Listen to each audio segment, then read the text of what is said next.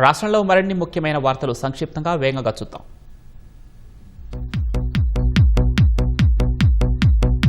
ప్రజల భద్రతే కూటమి ప్రభుత్వ ప్రధాన లక్ష్యమని మంత్రి కొండపల్లి శ్రీనివాస్ అన్నారు. విజయనగరం జిల్లా సాలిపేటలో 442 మంది రైతులకు రాజముద్రతో ఉన్న పట్టాదారు పాసు పుస్తకాలను ఆయన పంపిణీ చేశారు.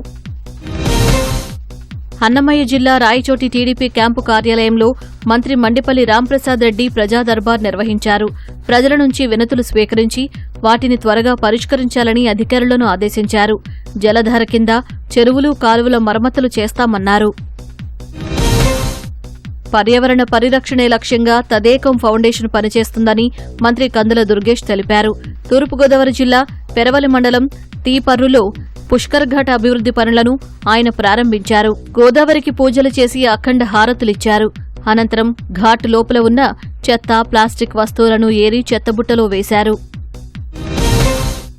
కూటమి ప్రభుత్వం చదువుతో పాటు క్రీడలను ప్రోత్సహిస్తోందని మంత్రి డిఎస్బీవి స్వామి అన్నారు.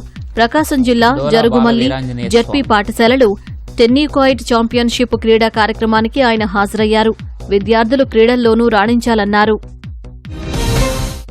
మచిలీపట్నంలో మంత్రి కొల్లు రవీంద్ర ప్రజా దర్బార్ నిర్వహించారు. ప్రజల నుంచి ఫిర్యాదులు, వినతులు స్వీకరించారు. మచిలీపట్నంలో 90% పైగా సమస్యలు పరిష్కరించామన్నారు. రైలులో గోదావరి పుష్కరాలకు వచ్చే ప్రయాణికులకు ఇబ్బందులు లేకుండా ప్రత్యేక చర్యలు తీసుకుంటున్నట్లు దక్షిణ కోస్తా రైల్వే జీఎం సందీప్ మాథూర్ తెలిపారు. అనకాపల్లి, రాజమహేంద్రవరం రైల్వే స్టేషన్లలో తనిఖీలు చేసిన ఆయన అక్కడ జరుగుతున్న అభివృద్ది పనులను నిర్ణీత గడువులోగా పూర్తి చేయాలని అధికారులను ఆదేశించారు.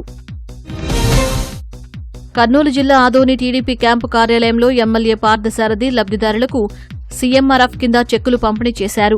68 మందికి 36 లక్షల విలువైన చెక్కులను అందజేశారు. విజయనగరం జిల్లాలో సాగుకు సరిపడా ఎరువులు సిద్ధంగా ఉన్నాయని కలెక్టర్ రాంసుందర్ రెడ్డి తెలిపారు. రైతులు ఆందోళన చెందాల్సిన అవసరం లేదన్నారు. కర్నూలు జిల్లాలో యూరియా కొరత లేదని కలెక్టర్ సిరి స్పష్టం చేశారు.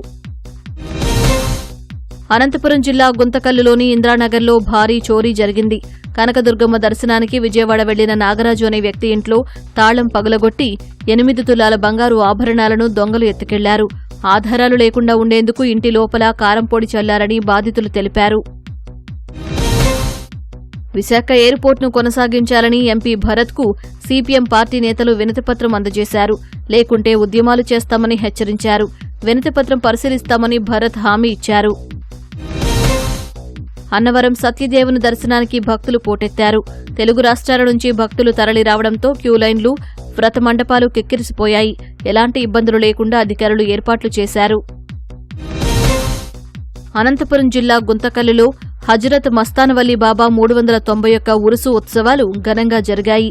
స్వామివారి పవిత్ర గంధాన్ని మేళతాళాలు, భక్తుల జయధ్వానాల నడుమ ఊరేగించారు. పలు రాష్ట్రాల నుంచి భక్తులు భారీగా తరలివచ్చారు.